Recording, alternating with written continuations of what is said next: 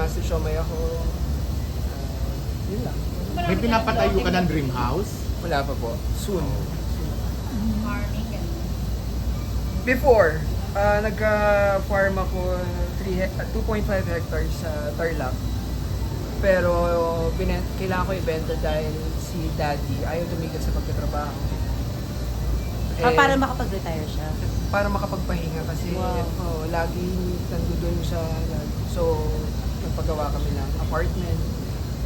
Wow. Breadwinner ka, Carlo? Opo. Until now. Opo. So, paano tatanggapin ng family mo kung sakaling mag-aasawa ka na?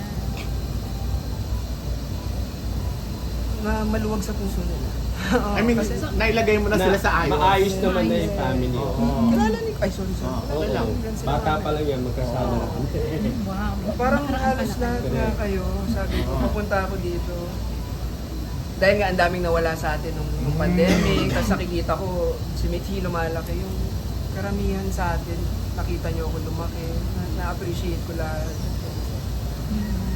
Ewan ko, nagdadrama lang ako. Wala. Tanda na rin kasi. Paparenta na ako. As a father, Pero wala sa itsura. Ano nakuha sa'yo ni Mickey? Si Mithi? Ugali, tsaka natingin mo sa itsura. Mahilig siya sa instrument. Pag nagkikitara ako siya, nagsastrum, tapos nagpa-piano-piano kami. Binabasahan ko siya ng mga libro, ganyan, mahilig din siya. Tapos sa drawing, nagsisketch ako eh. So nagdo-drawing siya. Pwede mo rin ambi siya. ibenta yun. Left and Right. Ah, Pwede mo ibenta yun, yung sketch mo. Oo. Ayoko eh. Magpaano ka sa talaga? Hindi ka open? Yung mga ibang ko ang mga Oo, ako na business kanta. manager. Oo. Yung mga iba kong ang kanta, hindi ko pa nare-release. Pero yung art tataas yun. Mas holding you ba? Okay. Siguro hindi pa tayo. kailan pa kung hindi pa ngayon, Carlo? Kung ano lang Nahihiya. pili ka. Nahihiya na. So, Kailan pa kung hindi pa ngayon, Kako? kailan pa? Pinressure sa magagawa? negosyo. No? Iba na yung pressure natin Hindi sa ka pa ba kanila.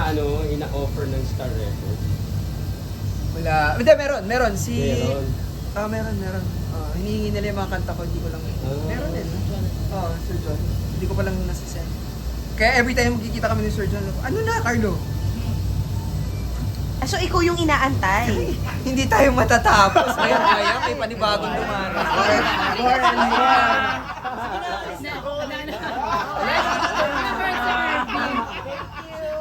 Carlo, sabi mo kanina malaking nabago ni Charlie sa buhay mo, di ba? Naging Hindi lang si Charlie, hindi lang si Charlie. Sa mga napagdaanan ko, kay Mithi. Okay, Mithi. Ano yung nabago sa'yo ni Mithi nung dumating siya?